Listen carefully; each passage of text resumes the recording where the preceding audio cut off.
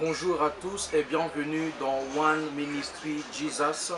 On est toujours dans notre série Les œuvres de la chair. Et nous avions dit que les œuvres de la chair, selon Galates au chapitre 5, des versets 19 à 21, peuvent être catégorisées en trois parties. Il y a les péchés liés au corps, les péchés liés à l'âme, et aujourd'hui nous allons parler des péchés liés à l'esprit. Alors, bien-aimé, c'est quoi l'esprit de l'homme? L'esprit de l'homme, c'est son être intérieur. Tel qu'on dit que l'homme est tripartite, il y a esprit, âme et corps. Alors, l'esprit, c'est l'être réel de l'homme. C'est le siège de l'être intérieur. C'est dans l'esprit qu'il y a la foi ou le doute. Et les promesses de Dieu résident dans l'esprit de l'homme. Alors, comme les autres entités de l'être, l'esprit de l'homme peut arriver à pécher. Et les péchés de l'esprit sont des péchés qui créent des alliances entre l'homme et le monde des ténèbres, le monde mystique, sans forcément que l'homme s'en rende compte ou qu'il en soit conscient. On peut participer à la table de Christ et aussi participer à la table des démons. On peut ni boire à la coupe de Christ, mais boire et manger à celle des démons. Alors, comme je l'ai dit, les péchés de l'esprit peuvent être subdivisés en deux catégories. La première catégorie, il y a l'idolâtrie, et la deuxième catégorie, ce sont les pratiques occultes. Pour le besoin de la cause, aujourd'hui, je ne parlerai que de la première partie qui est l'idolâtrie. Dans l'idolâtrie, nous avons l'adoration des idoles et des images taillées. Dans Exode chapitre 20, versets 4 à 5, le Seigneur interdit à l'homme de se tailler des images, des figurines et de se prosterner devant elles. Dieu dit, tu ne te feras pas de représentation sur la terre des choses qu'il y a au ciel. Pourquoi Dieu dit? Il dit que nous devons nous prosterner devant Dieu et Dieu seul.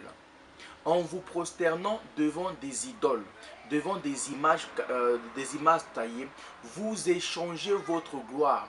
Rappelez-vous que l'homme est créé avec une certaine gloire. Alors, en vous prosternant devant la chose que vous avez créée, vous échangez votre gloire à la chose avec la gloire de la chose créée.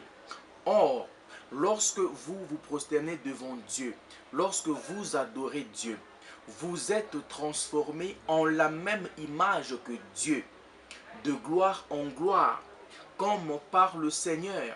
Donc, dans l'idolâtrie, dans l'adoration, il y a deux choses. Quand vous adorez une idole, une image, vous échangez votre gloire avec l'image, mais quand vous adorez Dieu, vous êtes transformé. Alléluia.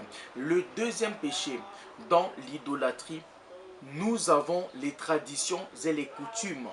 L'idolâtrie se voit aussi dans les fêtes traditionnelles ou encore dans les carnavals dans lesquels les peuples de diverses cultures, écoutez, lorsque on voit les carnavals être organisés par le ministère des Cultures et Arts des différents pays et les gens descendent dans la rue, là il y a ce qu'on appelle un sens de l'idolâtrie où les gens se livrent à des orgies, à des manifestations culturelles. Or, le Seigneur dit, lorsque l'homme se prosterne devant un homme, il commet ce qu'on appelle de l'idolâtrie. Et les images taillées ne sont pas anodines. Elles diffusent un message. Et beaucoup de chrétiens sont idolâtres. Sachez que le Christ vous a racheté de la vaine manière de vivre que vous aviez hérité ou que nous avions hérité de nos pères. Nous ne devons donc pas nous conformer aux traditions et coutumes qui sont en contradiction avec la parole de Dieu. Mais au contraire, nous devons renouveler notre intelligence spirituelle pour marcher selon la volonté de Dieu à qui nous appartenons.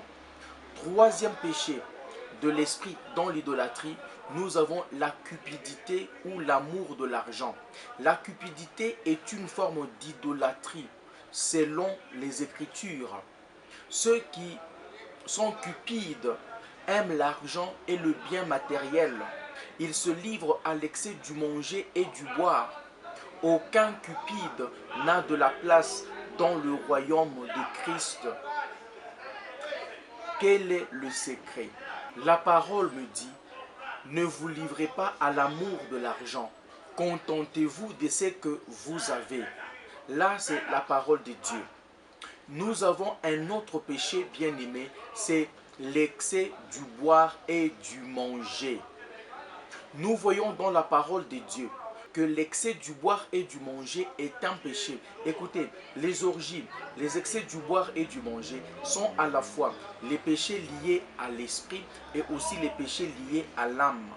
C'est une forme d'idolâtrie. L'Écriture dit, ne devenez point idolâtres, comme quelques-uns d'eux. Écoutez, pourquoi on parle de l'idolâtrie ou de l'excès du boire et du manger? L'excès de table crée la distraction, crée l'égarement et l'assoupissement. L'excès de table réduit notre capacité à être remplis par l'Esprit de Dieu. Or, nous devons être remplis du Saint-Esprit. Bien-aimés, aujourd'hui, je me limite à parler de l'idolâtrie comme première partie du péché lié à l'esprit. Prions que le Seigneur nous aide, qu'il nous délivre des péchés liés à l'esprit, tels que l'idolâtrie dans ses détails. Que Dieu nous bénisse et qu'il nous guérisse, qu'il nous délivre même de l'idolâtrie. Passons un bon moment dans One Ministry Jesus.